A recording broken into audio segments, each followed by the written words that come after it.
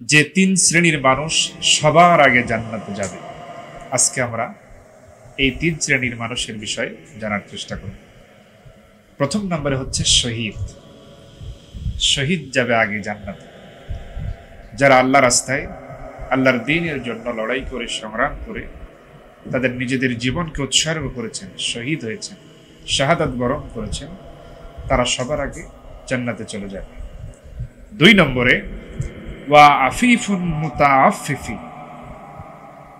যে মানুষ তার চরিত্রকে কোনো প্রকার কালিমা লাগতে দেয় নাই, যার চরিত্রে কোনো প্রকার কালিমা লাগতে দেয় নাই, তার মানে যে তার চরিত্রকে এমনভাবে হেফাজত করেছে কোনো ধরনের অন্যায়, অশ্লীলতা, বেহায়াপনা তাকে স্পর্শ করতে পারেনি, এমন নিষ্কুলুষ চরিত্রের মানুষ সবার আগে জান্নাতে যাবে।